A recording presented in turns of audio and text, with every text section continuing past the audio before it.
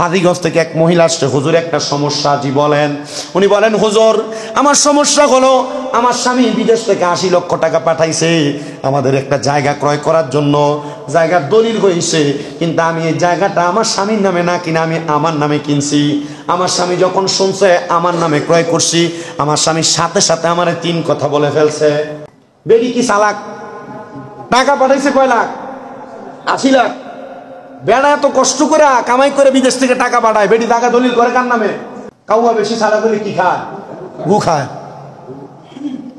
এ মহিলা চালাক হওয়ার কারণে জামাই যখন খবর পাইছে সাথে সাথে 3 কথা বলে দিছে। মহিলা বলছে, হুজুর আজকে 3 মাস হয়ে যায় ওনার সাথে আমার কোনো যোগাযোগ নাই, কিন্তু হুজুর এই 3 মাসের মাথায় বাচ্চাদের ক্ষেত্রে উনি যোগাযোগ করতেছে। এক দ্বারায় কথা বলতে বলতে উনি সম্মত হয়েছে, উনি আমাকে আবার বিবাহ করবে। হুজুর এটা সমাধানটা কি? চিন্তা করলাম এটা সমাধান এমনি দেওয়া যেত না। যদি ডাইরেক্ট তালাকের মাসালা দিয়ে এটারে ঘুরে বিয়ে করাই দেই, এই বেটি যদি পরে আবার জায়গা না দেয়, 80 লাখ টাকা লোভেও তো ওই বেটারে ছেড়ে দিব। 80 লাখ টাকা পাইলে এই বেটি কোনো বেটা বিয়ে করবো? কথা কয় না। 80 লাখ টাকা পাইলে যে কোনো বেটা বিয়ে করতো না, এই বেটি এমনি ছেড়ে দিব। আমি কইছি আমি সমাধান দিতে পারি, শর্ত আছে। শর্ত কি? আপনি এই জায়গা আগে আপনার স্বামীর নামে রেজিস্ট্রি করে দেন, এরপরে সমাধান। আবার বলে দিছি আমি যে সমাধান দিছি এরপর আর কোনো মুফতি সাহেব এর থেকে বড় সমাধান দিবে না, আর যদি দেয় ছোট্টা।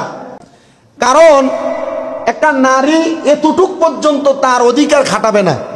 অবশ্যই তার অধিকার তার স্বামীর উপর আছে, অবশ্যই তার অধিকার তার স্বামীর পরিবারের উপর আছে। কিন্তু আপনার স্বামী আপনাকে টাকা দিল আর আপনি টাকা দিয়া যা ইচ্ছা তা করে ফেললেন না, এটা হইতে পারে না। আমি মাঝে মাঝে ওয়াজও কিন্তু বলি যে মহিলারা জামাইয়ের পকেটের টাকা চুরি করে খাওয়া যায়। আমি ওয়াজও কয়েকবার বলছি। কি লেগে বলছি জানেন? বলার কারণ হইলো বহুত বেড়ায় তার সামর্থ্য আছে। ওই যে একদিন কি বলে পরিবারের প্রতি খরচ করা দান সৎকার ফজিলতের ওয়াজ করতে যে বলছিলাম, অনেক বেড়া মানুষ এর অধিকার আছে, এর সামর্থ্য আছে, এ মুরগির গোস্ত দিয়ে ভাত খাইতে পারবে, কিন্তু এ মুরগা দিয়ে ভাত খায় না, হুটকি দিয়ে ভাত খায়। তিনি আছে না, এর সামর্থ্য আছে কিন্তু সে বকিলামি দেখায়। স্ত্রীকে ভালো পোশাক পরানোর সামর্থ্য আছে কিন্তু এ পরায় না, রাখে একবারে নর্মাল কাদের বেডির মতো। যদি কোনো মহিলা স্বামী এমন কিপটা বানা দেখায়, এ মহিলা তার স্বামীর পকেটের টাকা চুরি করে খাইলে গুণ হইতো না, গুণ হইলে আমার দিয়ে লাগে। তবে সাবধান, কোনো মহিলা স্বামীর পকেটের টাকা দিয়া বাবার বাড়িতে পাচার করতে পারবে না, বাবার বাড়িতে পাচার করতে পারবে না। কোনো মহিলা তার স্বামীর পকেটের টাকা দিয়া তার মার চিকিৎসা করাবে না, বাবার চিকিৎসা করাবে না যদি স্বামী অনুমতি না দেয়। তখন এই মহিলা অনেক দিন পর, প্রায় অনেক দিন পর বলছে, হুজুর আমি তো আমার স্বামীর জায়গাটা দিয়ে দিছি। আমি বললাম, তো দিছেন যে এখন আরো তো মাসালা আছে, হে মাসালা পালন করতে হবে। আমি কইলাম কতদিন? কইতেছে যে এ মাসালা আপনি মিনিমাম 4 মাস 10 দিন ইদ্যত পালন করা লাগবে, 4 মাস 10 দিন ইদ্যত পালন করা লাগবে। তো কইতেছে এবার হুজুর এত বিদেশ থেকে আসতেছে আর 10 দিন পরে আপনার কাছে আইয়া বিবাহটা পরিপূর্ণ করবে। আমি কইলাম যে হ্যাঁ বলেন, 4 মাস 10 দিন পরে আইতে, কারণ সে আসার পর একটা পুরুষ মানুষ কন্ট্রোলিং ঠিক থাকবে না, আপনার কাছে পাইতেই চাইবে, তখন আপনার ইদ্যত পালন হবে না, হারাম সম্পর্কে জড়িত হয়ে যাবেন। আপনি ওনাকে বলেন একটু পরে আসার জন্য। তখন ওই লোকরে দিয়ে আমার কল দিয়েছে, হুজুর আমার তো এমনি এমনি সমস্যা হয়ে গেছে, আমি কি করতাম? আমি বলছি আপনি 4 মাস 10 দিন পরে আসেন। এই 4 মাস 10 দিন আপনার স্ত্রী ঘরের বাইরে যাইতে পারবে না, আপনার স্ত্রী ঘরে বাইরে যেতে পারবে না, আপনার স্ত্রী কোনো পরপুরুষের সাথে কথা বলতে পারবে না, উনি ঘরে থাকবে। আপনি তার ভরণ পোষণ চালান যদি আপনার পক্ষে সম্ভব হয়, এরপর এসে আপনি বিবাহ করেন।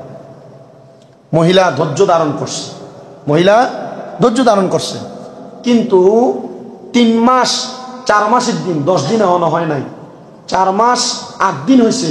এ বেটা ফোন দিয়া হুজুর যা হয়েছে হয়েছে, আমি এ বেটির বিয়ে করতাম।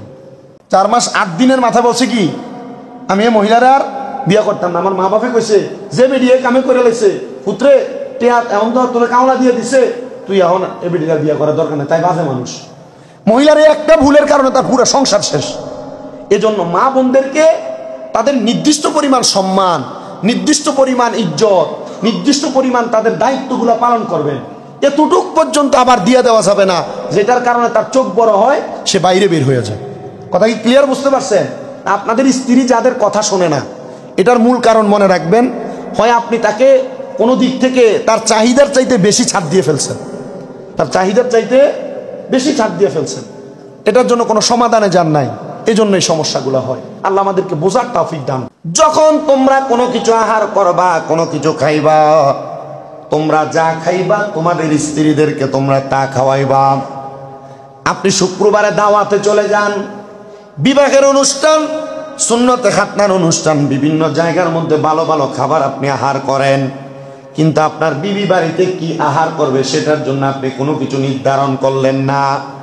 আল্লাহর হাবিব সাল্লাল্লাহু আলাইহি ওয়াসাল্লাম, মদিনা রাহমাতুল লিল আলামিন নবী আমার বলে, যখন তোমরা কোনো কিছু আহার করবা, তাহলে আপনি ভালো কিছু আহার করা খাওয়ার আগে আপনার স্ত্রীর জন্য, আপনার পরিবারের মহিলাদের জন্য এমন একটা ভালো খাবারের ব্যবস্থা করে দাও। আল্লাহর নবীর সুন্নাত, জোরে বলি সুবহানাল্লাহ।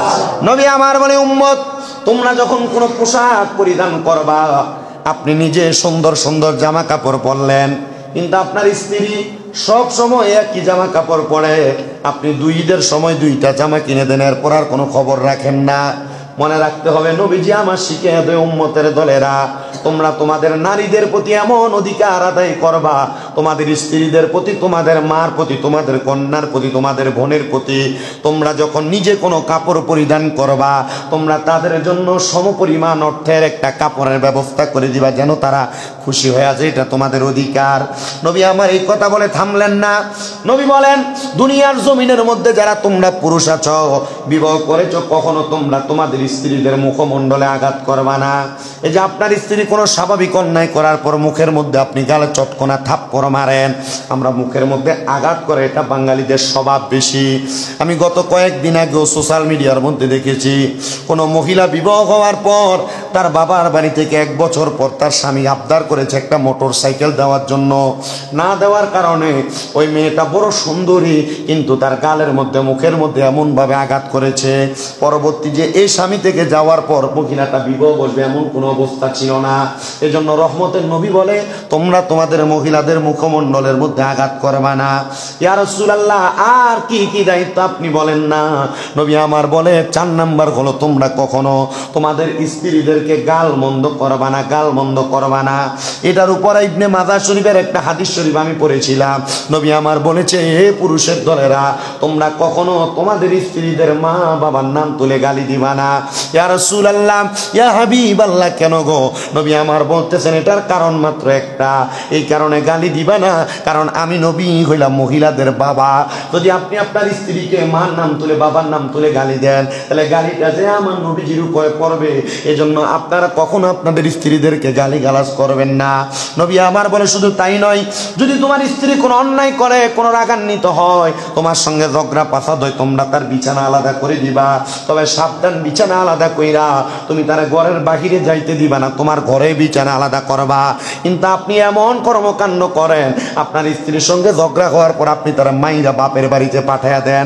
আবার অনেক মহিলারা স্বামীর সঙ্গে ঝগড়া হওয়ার কারণে তারা নিজেই রাগান্বিত হয়ে বাবার বাড়িতে চলে যায়। মনে রাখতে হবে, দৌলতপুর এলাকার মা বোনেরা, স্বামীর সঙ্গে হাজার ঝগড়া হবে, স্বামীর সঙ্গে যত রকমের মনোমালিন্যতা হবে, কখনো ঘর ত্যাগ করা যাবে না, ঘরের মধ্যে থাকতে হবে। কারণ আমার নবী বলেছেন, দুনিয়ার জমিনের মধ্যে একটা মহিলার উপর কয়েকটা হক, কয়েকটা দায়িত্ব আছে। ইয়া রাসূলুল্লাহ, এগুলা কি আপনি বলেন না? বলে, এই মহিলাটা যেন তার স্বামীর আদেশ ছাড়া তার বাবার বাড়িতেও না যায়। মনে রাখতে হবে, কোন মহিলা তার স্বামীর আদেশ ছাড়া বাবার বাড়িতে যাইতে পারবে না। তার মানে যদি আপনার সাথে আপনার স্ত্রীর ঝগড়া হয়, যদি আপনার সাথে আপনার স্ত্রীর কোনো দ্বন্দ্ব হয়, বিছানা আলাদা করে দাও। নবী বলছে 3 শাস্তি। কয় শাস্তি? 3 শাস্তি। 1 নাম্বার, তাকে তুমি কিছু প্রহার করো, মারো, কিন্তু এই মাইরে যেন গালের ভিতরে, মুখের মধ্যে কোনো আঘাত না পড়ে। 2 নাম্বার, যদি দেখো এটা আর বোঝে না, এটা বিছানা আলাদা করে দাও। তবে কোন ঘরে? নিজের ঘরে। নিজের ঘরে কি আলাদা করে দাও? বিছানা আলাদা করে দাও। এরপর যদি না বুঝে, তখন তার বাবার বাড়ির আত্মীয় স্বজন, তারা আহালদেরকে ডাকাও, ডাকায়া একটা সমাধান কর। এই 3 বিচার নারীদের জন্য। কয় বিচার? বেরিয়ে তো সালাক না। মনে করেন যে আপনি এই 3 বিচার, বাংলাদেশে যদি ইসলামী শাসন ব্যবস্থা থাকতো, মহিলারা এই 3 বিচারের সামঞ্জস্য, 3 বিচারের সামনে আসার পর যখন দেখতো কোনো সমস্যার সমাধান পায় না, ডাইরেক্ট সরাসরি আদালতে চলে যেত। আপনি বাংলাদেশে আইন আছে, আপনারা জানেন কিনা আমি জানি না, কোনো পুরুষ কোনো মহিলাকে মারবে, আঘাত করবে, মহিলা যদি মামলা দেওয়া লাগবে না আপনার ব্যাপারে, কোর্টে নারী শিশু আদালতে একটা অবজেকশন দিয়ে দিলে, শুধু একটা দরখাস্ত করে দিলে আপনি মোটামুটি মিনিমাম 15 দিন জেল খাটা লাগবে। কয়দিন? 15 দিন। কিন্তু মহিলারা এই কাজ করার জন্য বর্তমান বাংলাদেশে রাইট নাই। কেন নাই? মহিলা এই কাজ করার আগে তাকে বিবেক দিয়ে চিন্তা করতে হবে সে তার স্বামীর আদেশ মানে কিনা, সে তার স্বামীর কথা মতো চলে কিনা। কথা ঠিক না? তা আমি নারীর মর্যাদার ওয়াজ করছি। তাহলে 1 নাম্বার, আমরা তাদের সাথে সৎভাবে জীবনযাপন করবো না অসৎভাবে? কেন এই কথা বলছে? ওই যে আপনারা ভিডিওতে ভিডিও মারেন না, গালিগালাজ করেন, এজন্য বলছে সৎভাবে তোমরা জীবনযাপন করবে। 2 নাম্বার, তুমি যা খাইবা তোমার বউয়ের জন্য এমন খানার ব্যবস্থা করবা। 3 নাম্বার, তুমি কখনো তাকে যা পরবা তাদের জন্য সেই কাপড়ের ব্যবস্থা করবা, তো কখনো তাদেরকে গালমন্দ করবা না। এটা রসুলে পাকের কথা। নবী আমার বলেন, ইসলামে নারীর মর্যাদার মধ্যে আরো কিছু মর্যাদা হচ্ছে, ইসলামের স্বামীদের উপর স্ত্রীদের খাদ্য পানি পোশাক পরিচ্ছদ বাসস্থান সরবরাহ করার জন্য বলা হয়েছে। আল্লাহ তাআলা ঘোষণা করেন, কোন সন্তান তার মার মতো নারীর প্রতি অধিকার হইল তার মায়ের খাবারের ব্যবস্থা করা, পোশাকের ব্যবস্থা করা, এটা সন্তানের পিতার দায়িত্ব। কাউকে তার সামর্থ্যের অতিরিক্ত কষ্ট দেওয়া হয় না। ইয়া রাসূলুল্লাহ, কেন আপনি এই কথা বললেন? আপনার মা আপনার স্ত্রী এই দুইজনের মাঝে কম্পেয়ার করতে গিয়া অনেককে দেখা যায় মাকে সম্মান করতে যে স্ত্রীর মনে কষ্ট দেয়, আছে না? আবার স্ত্রীকে সম্মান করতে যায় স্ত্রীর মন রক্ষা করতে যায় মা বাবার মনে কষ্ট দেয়। নবী আমার এই ব্যাপারে বড় সতর্ক করেছেন, পুরুষ মানুষেরা শুনে রাখো, তোমরা তোমাদের মা বাবা এবং পিতার খাবারের দায়িত্ব পোশাকের দায়িত্ব গ্রহণ করো, তখন তোমার স্ত্রীর সঙ্গে তোমার 1000 রকমের সমস্যা থাকলে আল্লাহ তাআলা অধিক পরিমাণ বরকত দান করে দিবে। জোরে পড়ি সুবহান। আমার নবী রাহমাতুল লিল আলামিন নবী আল্লাহ তাআলার কোরআনুল কারীম থেকে সুন্দর করে বলেছেন, নারীদের সঙ্গে যখন তোমাদের ঝগড়া হয়, বিবাদ হয়, মীমাংসা না হয়, যদি তোমরা তোমাদের স্ত্রীদেরকে তালাক দাও এবং তারা তাদের ইদ্যতকাল পূর্ণ করে, ইদ্যতকাল কি একটা মাসালা বুঝে নেন। আল্লাহর কোরআন রাসূলের পাকের হাদিস মোতাবেক ইদ্যতকালের অনেকগুলা মাসালা। আমাদের কুমিল্লা আলিয়া মাদ্রাসায় যখন আমি আলিম প্রথম বর্ষে পড়তাম তখন আমাদেরকে শরহে বেকায়া একটা কিতাব পড়াইতো। কি কিতাব? শরহে বেকায়া। ওই শরহে বেকায়া কিতাবের 2টা খণ্ড, কিতাবের মধ্যে কিতাবুন নেকাহ নামক একটা অধ্যায় আছে। ওই কিতাবুন নেকাহ অধ্যায় পড়তে গিয়া বাবুন নেকাহ বাবুত তালাক অধ্যায়ের মধ্যে দেখলাম নবীজি আমার এই ইদ্যতকালের বর্ণনা দেয়। কোন পুরুষ যদি কোনো স্ত্রীকে তালাক দিয়া দেয়, মনে রাখবেন ইদ্যত কি একটু শোনেন, কোন পুরুষ যদি তার স্ত্রীকে তালাক দিয়ে দেয় অথবা কোন নারীর স্বামী যদি মারা যায়, ওই মহিলাটা তার স্বামী তাকে তালাক দেওয়ার কারণে মিনিমাম 3 মাস 10 দিন 4 মাস 10 দিন অতিবাহিত হওয়ার আগ পর্যন্ত বিবাহ বসতে পারবে না। এটা হলো তার ইদ্যতকাল।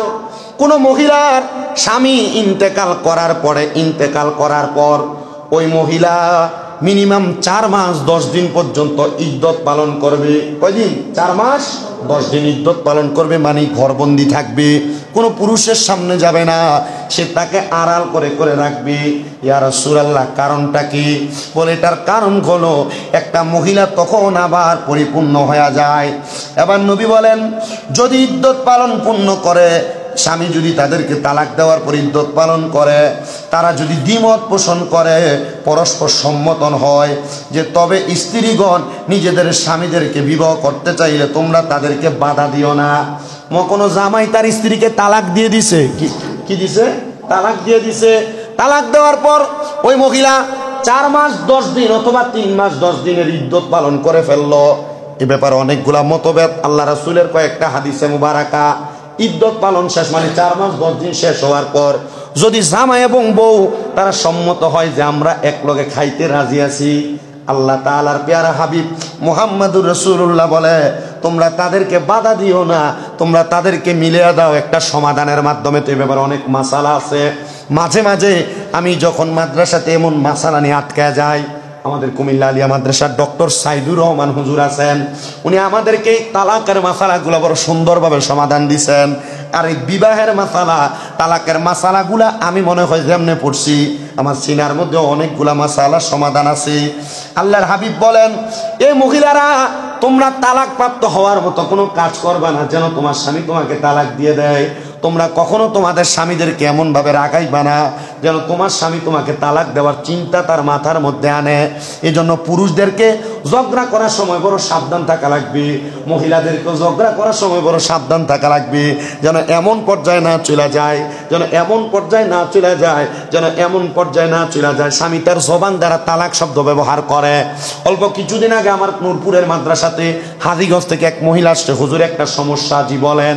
উনি বলেন, হুজুর আমার সমস্যা হলো আমার স্বামী বিদেশ থেকে 80 লক্ষ টাকা পাঠাইছে আমাদের একটা জায়গা ক্রয় করার জন্য। জায়গার দলিল হয়েছে, কিন্তু আমি এই জায়গাটা আমার স্বামীর নামে না কিনে আমি আমার নামে কিনছি। আমার স্বামী যখন শুনছে আমার নামে ক্রয় করছি, আমার স্বামীর সাথে সাথে আমার 3 কথা বলে ফেলছে। বেরি কি চালাক, টাকা পাঠাইছে কয় লাখ? 80 লাখ। বেড়া এত কষ্ট করে কামাই করে বিদেশ থেকে টাকা পাঠায়, বেটি টাকা দলিল করে কার নামে? কাউয়া বেশি চালাক হলে কি খায়? গু খায়। এ মহিলা চালাক হওয়ার কারণে জামাই যখন খবর পাইছে সাথে সাথে 3 কথা বলে দিছে। মহিলা বলছে, হুজুর আজকে 3 মাস হয়ে যায় ওনার সাথে আমার কোনো যোগাযোগ নাই, কিন্তু হুজুর এই 3 মাসের মাথায় বাচ্চাদের ক্ষেত্রে উনি যোগাযোগ করতেছে। এক দ্বারায় কথা বলতে বলতে উনি সম্মত হয়েছে, উনি আমাকে আবার বিবাহ করবে। হুজুর এটা সমাধানটা কি? চিন্তা করলাম এটা সমাধান এমনি দেওয়া যেত না। যদি ডাইরেক্ট তালাকের মাসালা দিয়ে এটারে ঘুরে বিয়ে করাই দেই, এই বেটি যদি পরে আবার জায়গা না দেয়, 80 লাখ টাকা লোভেও তো ওই বেটারে ছেড়ে দিব। 80 লাখ টাকা পাইলে এই বেটি কোনো বেটা বিয়ে করবো? কথা কয় না। 80 লাখ টাকা পাইলে সে কোনো বেটা বিয়ে করতো না, এই বেটি এমনি ছেড়ে দিব। আমি কইছি আমি সমাধান দিতে পারি, শর্ত আছে। শর্ত কি? আপনি এই জায়গা আগে আপনার স্বামীর নামে রেজিস্ট্রি করে দেন, এরপরে সমাধান। আপনি কথা বোঝেন নাই? আবার বলে দিছি আমি যে সমাধান দিছি এরপর আর কোনো মুফতি সাহেব এর থেকে বড় সমাধান দিবে না, আর যদি দেয় ছোট্টা। এটাও বলে দিছি। কেন বলছি জানেন?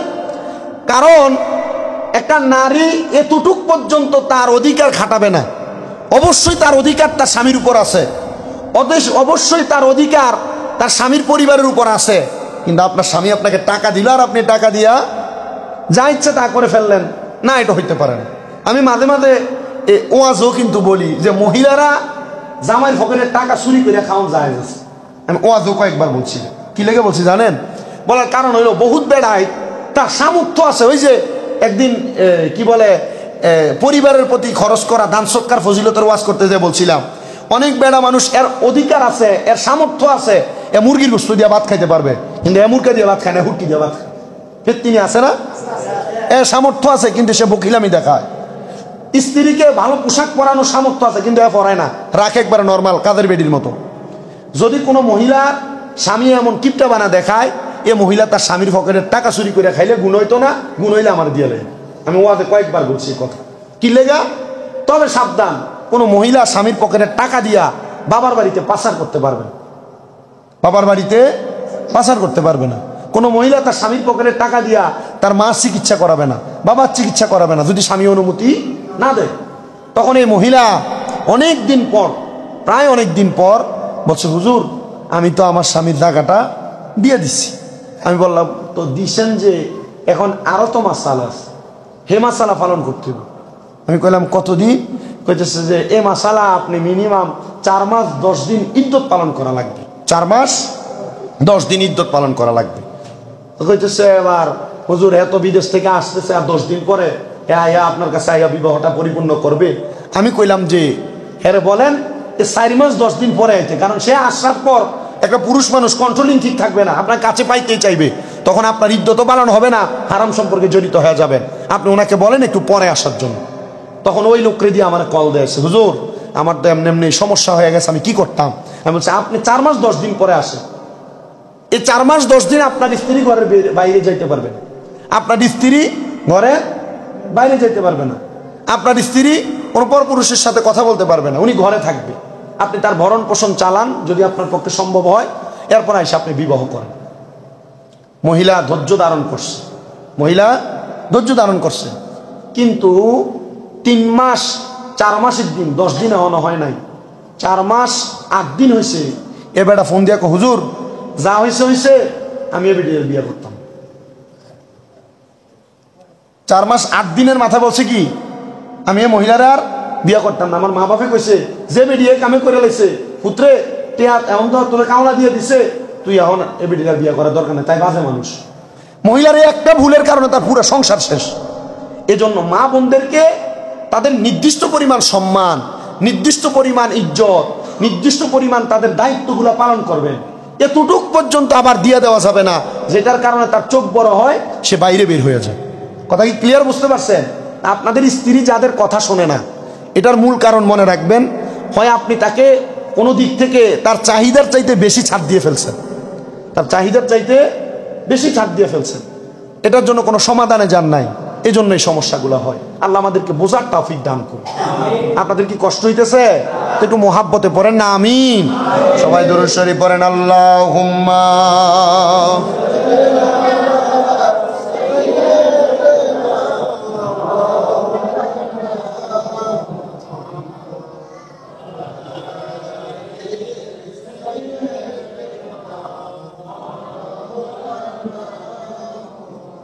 নবীজি আপনার ভালোবাসায় জীবনের গুনাহ ঝরে যায়। নবীজি আপনার ভালোবাসায় ওয়াইসাল করনি জুব্বা পায় আল্লাহুম্মা।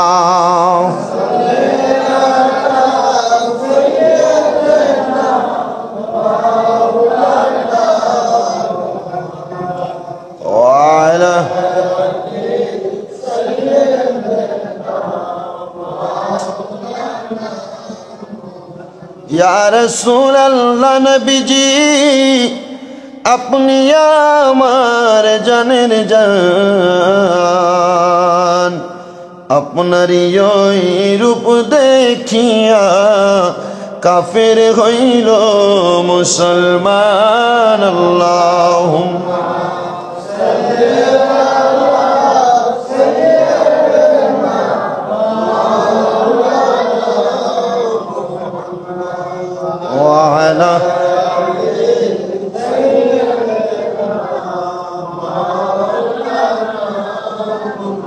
এবার আসেন আরেকটা বিষয়, বড় মাসালা, এটা সমাধানের বিষয়। বহু পরিবারের মধ্যে স্বামী বিভিন্নভাবে অপকর্ম করে। বর্তমান সমাজে যেটা দেখা যায়, বেশিরভাগ বেড়াইত মানুষ নেশা করে, মদ গাঁজাইয়া বা খায়। কি কথা নাই? অটো চালাইয়া অটোটা রাস্তার পাশে সাইড করে ছোট ছোট দোয়ান টুরকি মধ্যে দেয়া ফোটলা কিনা খায়। এটা আমি জানি সব। মোটামুটি বর্তমান সমাজে এগুলার অভাব নাই। নেশাখোর স্বামী যেটা বলা হয়। আল্লাহর হাবিব সাল্লাল্লাহু আলাইহি সাল্লাম নবীজি আল্লাহ তাআলার কোরআনুল কারীম থেকে ঘোষণা করেছেন, স্বামীর উপর যদি কোনো মহিলা ধৈর্য ধারণ করতে না পারে, স্বামীকে মাইনা নিতে না পারে, মানে স্বামী বাজে মানুষ, স্বামী মারধর করে, স্বামী তার উপর অত্যাচার করে, স্বামী নেশা করে, তার ভরণ পোষণ চালায় না, সংসার ঠিক মতো করে না, আল্লাহর হাবিব বলে তাহলে ওই মহিলার জন্য আমার আল্লাহ তাআলা একটা নির্ধারণ করেছেন, একটা অধিকার প্রদান করেছেন, সেটা হলো খোলা। ইসলামী শরীয়তের একটা মাসালা, এটার নাম কি? খোলা। খোলা নির্ধারণ করেছে, সেটা হলো বিনিময় দ্বারা বিবাহ বিচ্ছেদ করা। এর অধিকার দিয়েছেন নারীদেরকে। ও হুজুর, নারীরা কেমনে বিবাহ বিচ্ছেদ করবে? হযরত ইবনে আব্বাস রাদিয়াল্লাহু তাআলা আনহু থেকে একটা হাদিস বর্ণিত, বুখারী শরীফের 2য় খণ্ড 794 নম্বর পৃষ্ঠার 5074 নম্বর হাদিস। আল্লাহর হাবিব সাল্লাল্লাহু আলাইহি সাল্লাম বলেন, একদিন সাবিত ইবনে কায়েস রাদিয়াল্লাহু তাআলা আনহুর স্ত্রী নবীজির কাছে এসে উপস্থিত হয়েছে। আয়েশা বলে, ইয়া রাসূলুল্লাহ, হে নবী, চরিত্রগত এবং ধর্মীয় বিষয়ে আমি সাবিত ইবনে কায়েসের উপর কোনো দোষারোপ করতেছি না। ওই মহিলা এসে বলতেছি, ইয়া রাসূলুল্লাহ, আমার স্বামীর নাম হলো হযরতে সাবিত ইবনে কায়েস রাদিয়াল্লাহু তাআলা আনহু, তবে চরিত্রগত এবং ধর্মীয় বিষয়ে আমি সাবিত ইবনে কায়েসের উপর কোনো দোষ দিচ্ছি না, তবে আমি ইসলামের ভিতরে থাকিয়া কুফরি করা, মানে স্বামীর অবাধ্য হওয়া পছন্দ করতেছি না। স্বামীর অবাধ্য হওয়া, কোনো মহিলা যদি তার জামাইয়ের কথা না শোনে, কোনো মহিলা যদি স্বামীর কথা না শোনে, তাহলে সে কুফরি করে, সে কাফের হয়। কি হয়? কাফের হয়ে যায়। মহিলা কিন্তু স্বামীর অবাধ্য হয় বর্তমান সমাজে বেশি। স্বামী কোনো কথা বললো সে শুনতে চায় না, এক কথা বারবার বলা লাগে। মা বোনদেরকে এই ব্যাপারে বড় সতর্ক থাকতে হবে, এটা কুফরি হয়ে যায়, আপনি কাফের হয়ে যাবেন স্বামীর সঙ্গে অবাধ্য হয়ে গেলে। এবার বলেন, আল্লাহর হাবিব সাল্লাল্লাহু আলাইহি সাল্লামকে বলে, ইয়া রাসূলুল্লাহ, আমি আমার জামাইরে দোষ দিতেছি না, তবে আমার জামাই চলাফেরার যে বিষয়টা এটা আমি মাইনা নিতে পারতেছি না, এটা আমারই দোষ। আছে না এমন অনেক, যে স্বামী ভালো, আমি দোষ দিতেছি না, ইসলামের বিষয়েও ভালো, চরিত্রগত দিক থেকেও ভালো, কিন্তু সে যেভাবে চলে আমি এটা তারা দোষ দিতে পারতেছি না, তবে আমি ইসলামের উপর থাইকা আমার স্বামীর অবাধ্য হইয়া কুফরি করতে পারবো। এই কথা বলার সাথে সাথে আল্লাহর হাবিব বলেন, তুমি কি তার বাগানটি ফিরিয়ে দিতে পারবা? সে বলল, হ্যাঁ ইয়া রাসূলুল্লাহ, পারবো। নবীজি সাথে সাথে হযরত সাবিত ইবনে কায়েসকে ডাকলেন, তুমি কি মহিলার বাগান বুঝছেন তো, মহিলার পুরা দেহের কথা তুলনা করছে, তুমি তার বাগান ফিরিয়ে দিতে পারবা? আল্লাহর হাবিব বলে, ইয়া রাসূলুল্লাহ, পারবো। আল্লাহর হাবিবকে সাহাবী বলে, ইয়া রাসূলুল্লাহ, পারবো। বলে, পারবা যেহেতু শোনো, হে সাহাবেব, তুমি বাগানটি গ্রহণ করো এবং তাকে এক তালাক দাও। কি দাও? কয় তালাক? এক তালাক দিলে মোটামুটি বউ তালাক হয় না। তবে এটার ডর কি, স্বামী যদি এক তালাক দিয়ে বউরে সাবধান করছে, তোমার এক তালাক দিলাম, এক তালাকের পর সাবধানতার জন্য এই বউ যদি আরেকবার যে কর্মের কারণে এক তালাক দেওয়া হয়েছে এ অপকর্ম আবার করে, তখন তুমি তারে দুই তালাক দাও। লগ এক না, এ তালাক তালাক তালাক এভাবে না, তালাকের কিছু নিয়ম বিধি আছে। আপনি ডাইরেক্ট তালাক দিয়ে দিলেন না, তালাক হয়ে গেছে, জিনা কাম হবে না। আপনি এত কষ্ট করে বিয়ে করছেন, মহিলার এত সুন্দর রূপ লাবণ্য, কিন্তু আপনি মহিলার ছোট্ট একটা ভুলের কারণে তারা ডাইরেক্ট তালাক দিয়ে বিদায় করে দিলেন, এমন না কিন্তু। উনি বলেন, তুমি ওই মহিলাকে একটা তালাক দাও। উনি তালাক প্রদান করলেন। ইয়া রাসূলুল্লাহ, এটার সমাধান কি? বলে, এটার সমাধান হলো, মহিলা যদি তাকে আবার তোমার সাথে মানিয়ে নিতে চায়, তাহলে তুমি তার সাথে সাংসারিক জীবন সুন্দরভাবে পরিচালনা করতে পারবা। এজন্য মনে রাখতে হবে, আমরা আমাদের স্ত্রীদেরকে এমনভাবে সম্মান করব, মর্যাদা দিব, যেন মহিলা তালাকের পর্যায়ে না যায়। মা বোনেরা, এমনভাবে আপনারা চলাফেরা করবেন যেন আপনার স্বামী আপনাকে তালাকের পর্যায়ে না নিয়ে যায়। নবীজি সাল্লাল্লাহু আলাইহি সাল্লাম বলেন, তোমরা তোমাদের স্ত্রীদেরকে সৎ উপদেশ দাও, ভালো উপদেশ দাও। ইয়া রাসূলুল্লাহ, কেন? বলে, তোমরা যদি ভালো উপদেশ দাও, সৎ উপদেশ দাও, তাহলে তোমাদের মহিলারা পথভ্রষ্ট হবে না। তা আপনি আপনার বউরে সৎ উপদেশ দিবেন দূরের কথা, কোন একটা কাজ ঠিক মতো না হইলে সাথে সাথে তার মা বাবার নাম তুলে গালি দেন, আপনি কথা দেন না? আপনি এগুলো দিচ্ছে আমাদের বাঙালিরা, বেশি বেশি দিচ্ছে। সৎ উপদেশ হইলো সে অন্যায় করছে, তার সুন্দরভাবে বুঝাই দেন, লবণ কম হয়েছে লাগে কি তার মার গালি দিতেইব? আপনি বুঝান। আল্লাহ রসুল এভাবে বলতেন, উনি আল্লাহ রসুলের জন্য ছাতু বানাইছে। ছাতু বুঝেন তো, জব, আম্মা জান আয়েশা সিদ্দিকা রাদিয়াল্লাহু তাআলা আনহা জব রে দিয়া ভালো করে মাখাইয়া খেজুর ভিজাইয়া রাখা গুঁড়া করে এটা দিয়া মাখাইছে, লবণ দিছে না। আল্লাহ রসুল মুস্কি হাইসা বলছে, আজকের খাবার খুব মজা হয়েছে, কিন্তু একটু লবণ বাড়াইয়া দিলে আরো মজা হইত না। আমনের মতো মা দুইলা গালি দিছে, ঠিক না? দিছিল? বলছে আর একটু লবণ বাড়াইয়া দিলে ভালো হইতো, অথবা একটু খেজুর বাড়াইয়া দিলে ভালো হইতো। তো গালি তো দেয় নাই, এটা উপদেশ। এটা কি? এটা কি? গালি দেওয়ার সাথে বিরোধী। আপনি দেখেন, আপনি হ্যাঁ আপনার স্ত্রী 10টা অন্যায় করছে, 10 বার তার দোষ দেখেন, আপনি দেখার পর আপনি কিছু বললেন না, শুধু তার এতটুক বললেন, এতটুক প্রয়োগ করে বললেন, তুমি যেটা ভালো মনে করো, যদি মনে করো এটা ঠিক হয়েছে, ঠিক আছে, আপনি চুপ থাকেন। 1 দিন 2 দিন 3 দিন 10 দিন চুপ থাকার পর দেখবেন আপনার বউ তার মতো সোজা হয়ে যাবে। মানে আপনি তো হাফের মতো মেয়া, বউ সোজা হইব কেমনে? এজন্য আমাদেরকেও একটু পন্থা অবলম্বন করতে হইব, কারণ আমরা মনে রাখতে হইব, এই বউরে যে বানাইছে ওনা দিয়া বাম পাথরের কি হাড্ডি, বে হাড্ডি দিয়া বানাইছে। কইছে এটারে বেশি সোজা করতে যাও না, ভেঙে দেবো গা। আবার বেশি বাঁকা হইতে দিও না, মস্কে যাবো গা। এই ব্যাপারে বড় সতর্ক।